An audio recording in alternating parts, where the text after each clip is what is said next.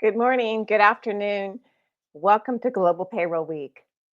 Today's session will be our first of 4 LinkedIn Live events that we will have this year, sponsored by the PayOrg Global Strategic Leadership Task Force, selecting a payroll vendor. Part 1 is the current and future state.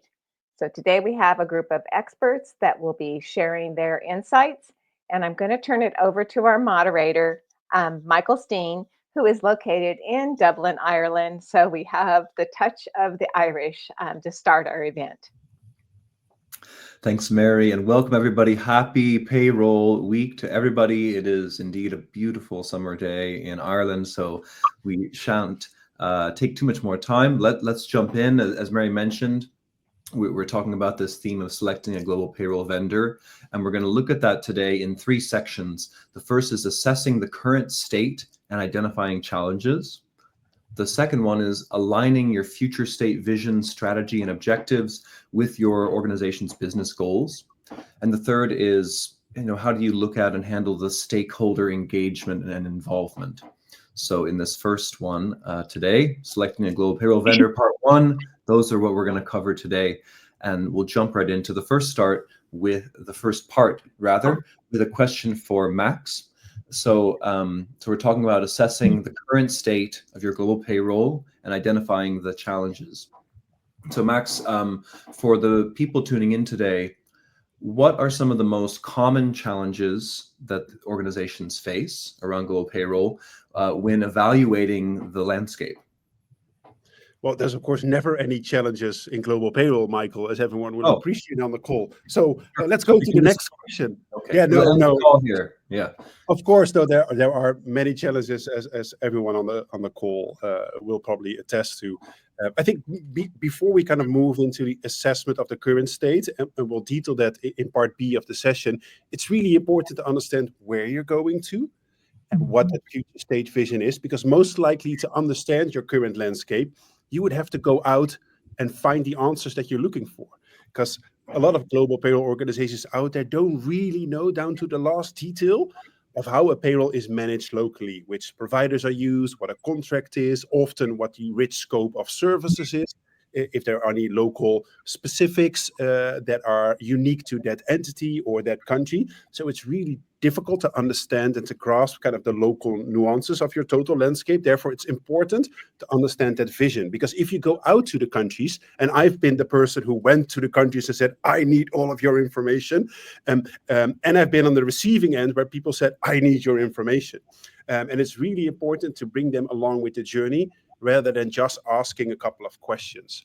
So there's a couple of tactics around this. For sure, make it engaging and make them part of the journey, and let them understand why you need the information to understand the landscape. Now, there's various ways of doing it. What I've seen most effective is a combination of questionnaires, but also a personal touch through a call. So let them see the global team, let them hear you say why it is relevant, why they are important, and what role they play in the overall journey. So I think in terms of their buy-in, it's super important to engage with them and be very clear and upfront what their area of control is and what you need from them and why. Because it's truly important to understand your current payroll landscape before you make any changes, and find out when you're implementing, I wish I knew that before we started. Yeah. So that's my piece of advice, Michael. And does anyone else who want to chime in, maybe Belinda or Judy or Angela, what are the most common challenges that you've seen organizations face as they're evaluating their global payroll landscapes? For me, it's kind of like the soft skills, right? Looking at who's on what level of the change curve and making sure that we have a good lay of the land, and everyone feels like they're a part of the decision, and that they're brought on board. That's kind of some of the things that could hinder a great implementation. Yeah, and I would echo, these thoughts here. In addition to, going through an assessment, you have to be realistic about the timeline and the level of effort that it's going to take. And your teams have to be in tune in terms of what their current state what's happening in their current state, their pain points, and so on and so forth. Some of the challenges that I've had in evaluating the current state is actually getting all of our vendor contracts. And figuring out what are we paying for, what is our PEPM, right? And then when you think about your payroll providers, you think that they're doing everything for you. Then you discover, oh, we have a separate tax vendor or a separate payments vendor, or so on and so forth. So it's really important to also know to have a really good vendor list and what they're doing for each of the countries. And that can, when you're going through your assessment and then you come up with a business case, you need to also show those hard dollars, right? What are your current costs versus what you might be gaining if you're going to proceed with the business case and say, this is why we need to do it. And when you're looking at a vendor list, that's really at the leadership level, like at the country, a payroll analyst level, they probably wouldn't know those things. And if you're in a situation where I am, where we've had contracts with a vendor for 15 years, those contracts could have also changed over the years, and you might not have the most recent one. So there's that vendor engagement that might need to happen as well. Yeah. But definitely the timeline is important, and you have to be realistic about it. And you might not go at the speed that you think that you want to go, but take your time to really assess the current state. Thanks for that. And Judy, could you walk us through a process for conducting, if you were to do a comprehensive assessment of your current payroll systems and how effective they are, what would that process look like for people? Yeah. So, first of all, again, you have to define the scope, right? How many countries are you looking at? How many employees does it affect? And then to Max's point, what are the key objectives that you're going to come out of this? Because that's going to drive some of the areas that you want to focus on. Right. So in knowing, your key objectives, the scope, then you can develop like a questionnaire that would go to maybe your country specialist. And in that questionnaire, it would ask, some pretty basic questions about employee headcount. How are you doing banking? How are you capturing employee data? Are there any integrations that captures that data? Do you have a time and attendance system? And is it integrated? Is it all together? How are you getting payroll inputs? So that's also important. And each country might be getting things differently. And then once you get all of this data, then it's kind of like putting it all into, on a spreadsheet and showing the differences and so on and so forth. But those you would be conducting interviews with your country specialist, to really learn what's going on in the payroll world there. You would be conducting stakeholder interviews. So maybe your HR business partners or your talent acquisition teams to really learn about how they're giving us inputs.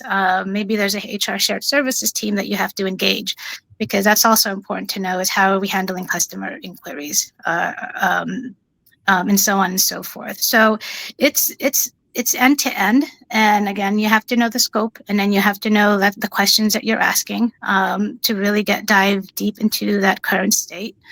And then again, the vendors, have a good vendor list so that you can outline that as well. And like I said, it takes time. It takes time to do those things, right? Especially if you have a lot of countries that you're trying to assess the current state. And more likely than not, you are assessing a lot of countries, and then you're finding all the non-standard. You're finding that it's non-standardized, and then you come out of it with like your pain points. What you'll find your pain points. You'll find what the systems are doing and not doing. You may find that the employee experience might not be as what you expected. You'll find the compliance challenges. So that's also another area that you might want to ask about, is how are you keeping up with compliance? What are the compliance tools that you have today to ensure that the payroll calculation is correct and that we're following all the rules in each of the countries? And then within that questionnaire, you also need to know if there aren't any integrations, what is the level of effort to do those manual work, right? So knowing how much time your employees are working on something or processing payroll is really important too. Like, how many FTEs do you need to actually process that payroll, given the fact that you have some technology challenges, perhaps manual interventions, and so on and so forth. And then lastly, I would say part of the assessment should be within your talent, right? Yeah. Are they getting enough development and training to keep up in compliance, to be able to calculate that payroll accurately? Because then if you're looking at it holistically, in the payroll world, you need to make sure that your employees also get the appropriate levels of training to keep up with legislative changes and so on and so forth. Thanks for that. That's a very comprehensive answer. And for Belinda, sort of further on some of those themes, looking at data accuracy in this, what role does data accuracy and reporting play as you're assessing the current state of payroll, and how do you measure those factors as you're assessing, as you're doing this assessment? Thank you. That's a good question. So data accuracy and reporting are crucial for effectively assessing the current state of payroll. It's going to provide you insights into things like employee compensation, compliance, and the overall financial health. You can measure factors like error rates, compliance adherence. You can look at the current compliance that's gone into effect and test the system against what you are expecting the output to be. You can look at the timely processing, allowing organizations to identify and address potential issues, ultimately improving the overall payroll throughput and accuracy and efficiency. Very good. And I guess I'd open it up to the rest of the panel on that theme, like the role of data accuracy and reporting. Would anyone want to speak to a little bit more of how do you measure those factors in your assessment? Yeah, I might add, Michael. When you ask the countries, right, on their landscape, they're likely not going to tell you that their accuracy rate is below 100%. Because no one likes to expose kind of accuracy rate. So it's a very delicate topic to gather. So you need to create, first of all, like a safe environment for people to actually share their results. And especially around accuracy, you'll find a lot of different definitions of what accurate means and how you would define it. And before you get into a mathematical exercise, I just always ask, how accurate do you feel your payroll is? And then everyone will say it's super accurate. And how many employee questions do you get? Do you sometimes need to run an off cycle? Do you sometimes need to correct a payroll? And those are more kind of qualitative questions that will lead to kind of a quantitative suspicion of how accurate the payroll is. And that might be more effective than sending an Excel spreadsheet and they say, answer the question, how accurate is it? It will be 100%, right? And in terms of like engaging with them to make it less heavy, we talk about AI and global payroll. This is a perfect place for AI to play a role. Every conferencing tool these days has an AI meeting summary. Why not save each other a lot of time, have a couple of predefined questions, ask AI to make a summary out of it, make some edits in it. It would be much more efficient and less time consuming. So there's also a role to play for AI in this whole gathering of the as-is assessment. Yeah, and for assessing the current state in terms of data accuracy, and we had some numbers in terms of what the data accuracy is for the payroll team. However, to Max's point, right, it doesn't reflect the manual effort that they do to make it accurate. So like sometimes I'll display like our KPIs and our accuracy is like say 97%. But again, that's because the team does so much manual intervention to make it 97%. Yeah. So that's a really important distinction too, when you're talking about how accuracy for the data for the payroll team. And then that kind of helps with your current state to say, hey, even though we're at this accuracy rate, it does lend to the fact that the team is spending a lot of time on manual intervention.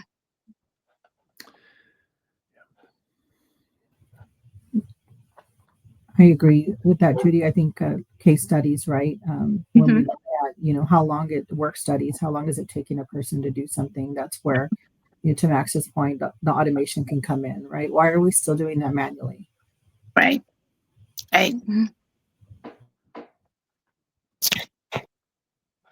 Great. Okay. Well, thank you very much for that thoughtful answer, Belinda, and also for the other comments on it. So that sort of concludes this first section of the panel where we're talking about assessing the current state, identifying the challenges in your as is, right? So I think that we covered some useful tips there on what the listeners could bring into their process, some common pitfalls, things they might fall into, things to look out for, some helpful tips. So hopefully people are taking notes. Hopefully that's helpful so far for you in your journey of selecting a new vendor. So let's move to the second section now of our conversation, which is all about aligning your, you have your future vision, your dream future state, right? Which I think a lot of payroll people share a certain dream of what it could look like and feel like for them and their teams. But then there's also the business goals and the vision of the business that you're doing the payroll for. So what this next section is about is how do we align your future vision state, strategy, objectives with the business goals of the people who are employing you to do the payroll. So it's an interesting nuanced topic there, and we'll kick it off again with Mr. Max. So Max, how would you advise someone to go about defining a future state vision for payroll that aligns with the broader business objectives, maybe global expansion, digital transformation, cost optimizations, or reductions? Like, how would you advise people to look at having your future state dream, but also aligning it with something in the larger context, if that makes sense? That's a nice $1 million question, Michael.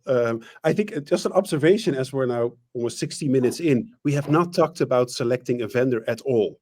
And maybe that's one of the most common pitfalls, that people go out to market without that, current state assessment or without that true future vision. I think one of the key learnings I want people to leave with is you have to do all of this work before you even go out to market and think of a provider switch. Now, to your question, right, future, even reaching out to schedule a demo or anything. Yeah, you should have all this in order before you're even going to the marketplace. Exactly. How will you assess the profiles of the providers to meet against the objectives, right? It often starts with, oh, we have issues here, we have issues there, or we're implementing a new HRIS, so we also need to do something with payroll. Yeah. But why not take this as an opportunity to think about indeed what payroll's vision is? How do you want people to respond to, hey, do you know global payroll in your company? Or if you talk to a business leader, how has payroll enabled you to achieve your business results? Now, what I do kind of in developing the global payroll strategic vision, I always start with a purpose statement. And I always make the joke that should fit on a tattoo somewhere on your body to say, this is what payroll is. This is our promise to the organization and our workforce. This is our aspiration. And then all of the work you do afterwards should lead to it not being a utopia, right? It should lead to actual fruition. But for that, since we are a great function, but we're still dependent on others, it is, of course, super important to understand HR's vision, finance's vision, but more so the business vision. And I think historically, we've been more tailored towards either HR or finance. And I would always argue you need both, regardless of your reporting line in any global payroll transformation. But sometimes we forget the actual business. We're still in business to make revenues. And how can we support those leaders to support those revenue streams, right? We often say that 60 to 70% of the P&L comes out of payroll. So what can we do to make that data available or even make it lower, maybe make it to 50%? So align with the business, HR, and finance. Then derive some of the strategic objectives out of their purpose statement in terms of efficiency, effectiveness, and compliance. Those are the three main buckets I would always detail in kind of strategic objectives.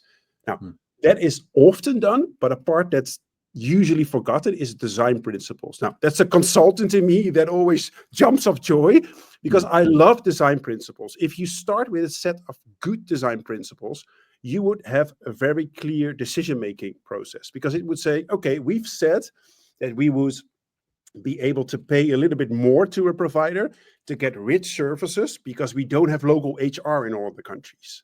Oh, that's a design principle in itself. So therefore, you will look for providers who can not only manage a payroll, but also give some tax, legal, or HR advice. And once you agree on those key design principles, that will help you along the way when someone says, why is this provider so expensive? Hold on, we had a purpose statement, which we all agreed to, right? Yes, we did. HR, finance, business, yes, okay. In order to do that, we have this objective, compliance, yeah, okay. And now we have this design principle. So hence, that's why we're choosing this provider. That is, oh, you're basically aligning with them upfront to, in 1 year later, when you actually select a vendor, to say, hey, this was the design principle that we agreed to. So we're just applying it. Now, that's how I would go about that, Michael. And anyone else want to hop on that? Did that bring up anything for any of our other panelists? Yeah, one of the things that I would add, and as an example, when you're creating your vision, I know we're always talking about improving processes, improved employee experience. One of the things that really came out when we were doing our assessment is we also added positioning payroll as a trusted advisor to the organization, and then providing insights and data for improved business decision making. So, as part of formulating that vision, and to Max's point, you want to align it with the business. Payroll is always seen, or has been seen, as that data entry. All we do is just process paychecks.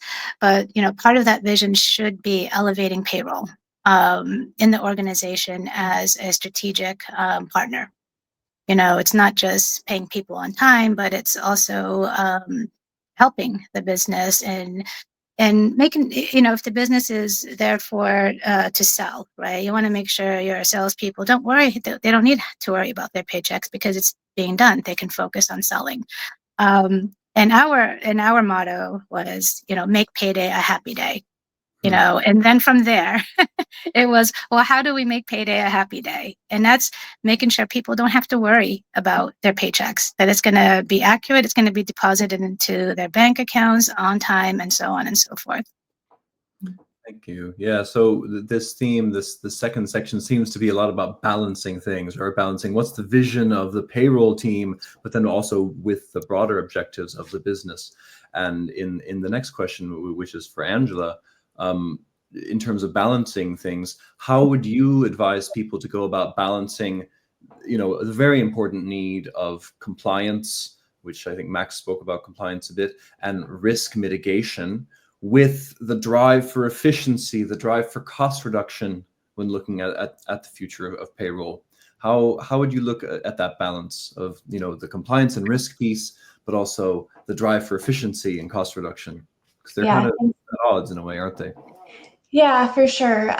Because of course, the more compliance that's required, the more expansive and expensive the project. And I would start by piggybacking off of what Max said, where first you need to align with the business and first identify the needs of the business and the risk tolerance of the business and your stakeholders. Answer how much risk is acceptable. And then once you have the answer to that, of course, we all want to be 100% compliant, but that's not always realistic. And so once you kind of know how much risk that the business is willing to absorb, then identify your highest risk areas, whether it be maybe you're in particular countries that have high occurrence of audits, or maybe you have a multifaceted pay structure that's difficult to calculate, or you have equity and other taxable benefits that are easy to get mishandled. So I would say the second step would be to identify those high risk areas, and then you can focus on what you can do to mitigate the risk there, especially if your time, your talent and your financial resources are limited. Lovely. Thank you very much. And anyone else want to elaborate on any of those points, or do you agree? Do you disagree? And any other thoughts? No, I agree with Angela, and I think I've worked at different companies, and I like what you shared around risk tolerance, right? And I link it to risk appetite. I've worked for a company that has zero tolerance for risk, and would also be willing to put a budget in place to mitigate that risk. But I've also worked for a company that had a very high risk appetite and said, we'll be happy to take that risk. We quantify it for me and said, okay, this would be the potential risk. They say, well, then we'll be happy to take that risk instead of mitigating it. So I think it's a very valid point to understand your company's risk appetite and risk tolerance before you move into any type of change. So I think that's a good point. And just out of curiosity, like if you're wanting to evaluate the risk appetite of your company, who are you wanting to be talking to within your organization? Like who decides what is the risk appetite, Max?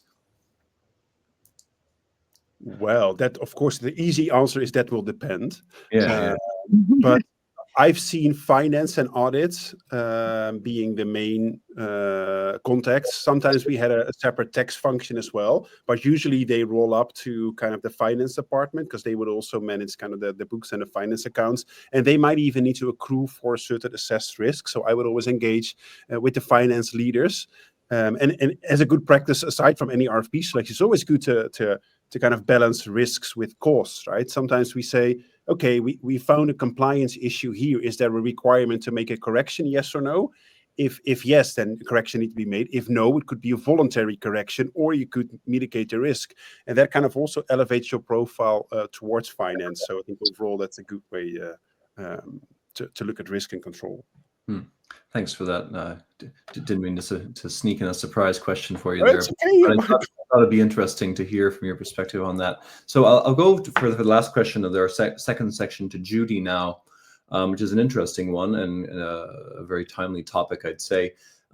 Judy, how do these advancements in technology? We have robotic process automation, we have AI, we have cloud-based solutions that have been disrupting and being very innovative in the payroll space. How do these advancements in the technology that we use, software, etc., shape and inform your vision for the future state of payroll? And how should businesses incorporate these tools into the strategy? So yeah, when I think about automations and AIs and all of these solutions, I think about taking payroll to the next level, right? And I have, and there's a lot of thoughts around this. In terms of improving efficiencies and so on and so forth. But the definitely should be part of your strategy and vision for the future state. I mean, think about all the manual and repetitive work that payroll does today, entering data, analyzing data for errors, and then explaining the data to employees. If AI or some kind of automations or solutions can do that faster and more efficient, and, in terms of, looking for those anomalies, it would alleviate payroll. It would free them from all the tactical work that they have today and become more strategic. Right? We can focus more on compliance. We can be proactive in compliance, being that business partner to the organization, evaluating what that means, the changes mean, and what it really does is it frees up payroll to give more of those insights in business decision making. And I may be saying something progressive, but I think it's out there already. But if you think about taking away a lot of the tactical work and being more strategic, it does open up that room in the C-suite for our profession. I think that's been up there, right? It's been a talk, and AI and all these automations allow us to be freed of all that tactical data entry. I'll go as far as there because we can talk about all kinds of automations that will help the payroll team and the future vision and so on and so forth. But maybe I'm more progressive because I think further ahead than most people. And, I think I read somewhere that a chief payroll officer is possible in the future if some of these things can happen. And so, at least from the strategic vision that I'm seeing, is that's where the technology can take us. Cool. I love the futuristic view. Fantastic, and hopefully inspiring to people tuning in about where we could be headed with the benefits of these automations with technology. Absolutely. Yeah. Yeah. First things first, right? You got to do the business case to get to your payroll transformation, and selecting the right vendor. Which, to Max's point, we haven't even talked about that. But all of this upfront work with your current state, you definitely want to think about automating payroll processes. And if you can do it in-house, or if you can leverage the tools within a payroll system, then go for it. It's Well, and it can help retain your good talent because they're not going to be burnt out doing all this manual work, hours and hours and hours. Having a smarter tool, you're going to keep the talent that is so valuable and so hard to find, right? And that's a good point, Michael, because some of the pain points my team tells me is that they don't have time to take the trainings. They don't have time to, get online in a virtual course or even out of the office to do compliance training because they're doing so much manual work. So yeah, definitely part of your future state. Love it. Love those answers in the aligning future vision and strategy with the business goals. I think there's some juicy nuggets in there for listeners. So thank you, panel, for that. And in our final 10 minutes or so, we just have 2 questions for the third and final section for today, for part 1. There'll be more parts down the road. And the third section, to remind you, is about stakeholder engagement and involvement. Kind of an important one, I'd say. And the first question, I'm going to pitch it to both Angela and Belinda, and you can kind of jump in and tag team on this one as you feel inspired, but I'll shoot it your way and we'll see how it lands. So from your perspective, and for the advice of our listeners today, who are the key internal, so the internal stakeholders and the external stakeholders that, from your perspective, should be involved in the payroll vendor selection process? And how do you ensure that all the relevant departments have a voice within that selection process? I'll start, and then we could take turns. I have found in my experience, building a process map is the first thing you need to do before you decide who your stakeholders are, because the process map is going to really identify, okay, HR does this, benefits does this, IT is going to come in here. So some of the internal stakeholders that we really will partner with are our human resources partners, our benefits partners, finance, accounting, IT, of course, the payroll department, any senior management that wants to be included, and the employees that are involved in the processes. So that can be from all of those various departments. From an external stakeholder perspective, it usually consists, of course, of the payroll vendor, any legal and regulatory bodies that can influence the choice.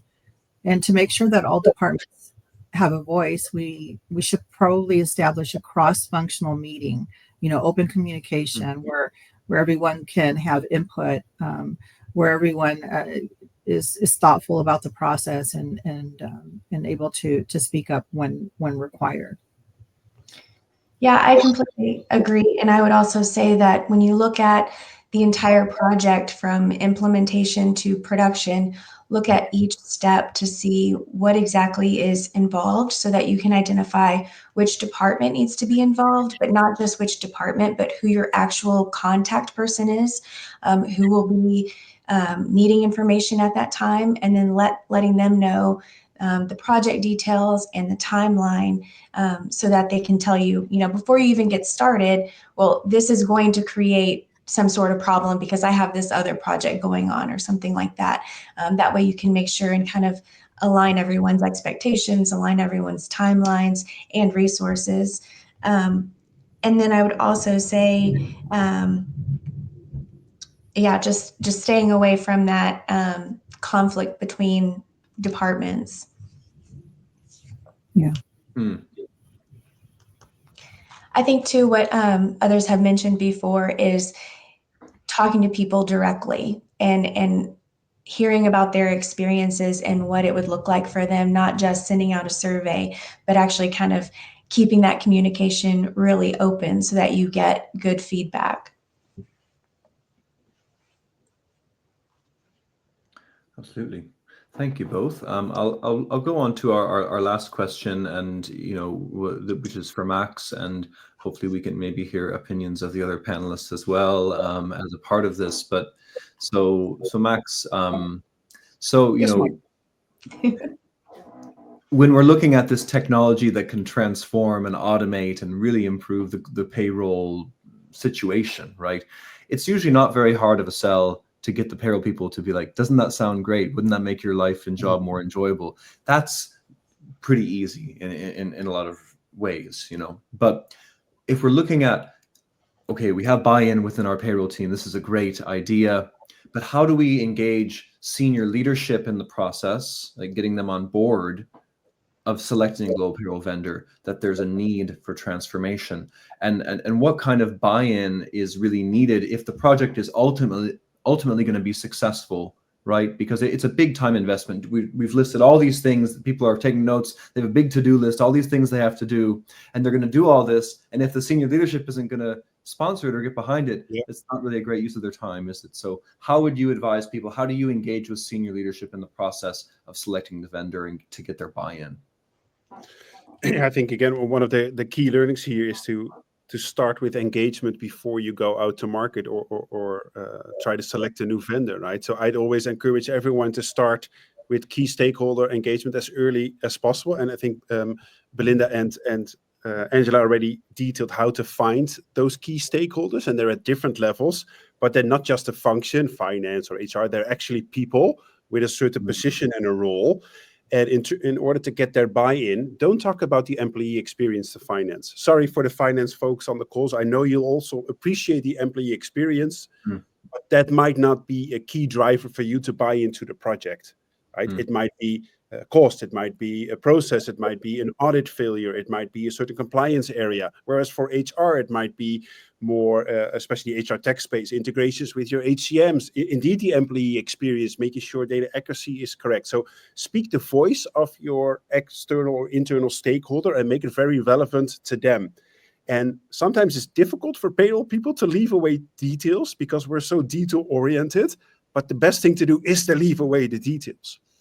You should be able to get key stakeholder buy-in with one slide. Now, that's super difficult, but try to do it with one slide. Just make a key point of what's the problem statement and how would you try to solve it, and then what's in it for them. Not just for you as payroll, but what's in it for them, because you're trying to get their buy-in. You're not trying to get your blessing on the entire payroll operation. You want their buy-in, which means you get a budget, you get a timeline, you get resources, because a lot of payroll folks do this on the side and payroll still needs to get out of the door. So most likely you will need a couple of additional resources. And then once you've plotted all of them, and this might go a little bit more in the project phase, but I am a fan of matrices and a matrix, not the movie, but a matrix. There's a nice stakeholder matrix out there that kind of has two axes. One is the power or the influence of the stakeholder. The other one is the level of stakeholder interest. And that then plots them into 4 different buckets. One is keep into account, low interest, low influence, or someone who has a lot of influence but less interest. So just meet their needs, meet regularly, make sure they're updated. Then you have people who have low influence but are really interested in your payroll scope. Keep them informed, but then with any BCG style matrix, there's the top right one with lots of influence and lots of interest. Those people you should manage very closely and very intensely. Usually they are part of a decision review board or a steerco. So make sure those people are really engaged. And those top right ones with a high level of influence and a high level of interest are also the folks you need to get buy-in from. I hope that makes sense. That's a great visual and a great way of looking at, and it just strikes me that on top of payroll people being the superheroes getting people paid, they're also doing this politicking and this navigating of all these different people in their organization and personalities and people, as you were saying, and their needs and what matters more to these people. And they're making this internal sale, really. Like payroll people are having to be salespeople in a way, aren't they? Bit. Yeah. And engaging those high interest people could also make them very good champions for you. Yeah. Rightly so. Well, what No. do they say about global payroll when you're not in the room? Yeah. Yeah, one of the things that's worked, for me is engaging my C-level first, because they're most likely the ones that's going to be the champion for you, and convincing the other C-levels that this is a good idea in terms of a payroll transformation. Before you even get to vendor selection, you should also open up a project, a very, very transparent project that you're going through the current state assessment with the intention of coming up with a business case to select a new vendor. So that way it kind of puts whoever you're reporting up to, your C person, kind of, hey, this is happening. We're assessing it right now. And maybe in 3 or 4 months, we'll have a business case to present on why we should select a new vendor. So you almost have to take it in steps, to get that buy-in. And like I said, the assessment, be realistic about the timeline, because it could take some time. And because you're going to have to put resources in to do that assessment. So your C person, your CHRO, CFO needs to know that this project is being worked on, and that they know that they're ready for the outcome, and they're also going to champion it once you have that outcome of your current state assessment and what you're going to do for a future state. So I think it's important to ensure that that your chain of command has the buy-in first, because then they'll be able to champion it with everyone else. Great points. So I think we're about time. So this will conclude our part 1 of selecting a global payroll vendor, current and future state. Thank you very much to our panelists, to Angela, Belinda, Judy, and Max for your excellent answers. We really appreciate that. And I'm sure the listeners today we're making notes and learning a lot for their process. And we'll see you next time. Stay tuned to the Payroll.org page. We'll be announcing when part 2 will be going live, and we'll continue the dialogue. And if there's any questions, feel free to reach out to the panelists or reach out to Payroll.org, and we want to make sure we support you there. So happy Payroll Week, everyone. Thanks for moderating, Thank Michael. Always a pleasure. Thanks, Happy everyone. Global Payroll Week. Happy Payroll Week. Bye. Bye.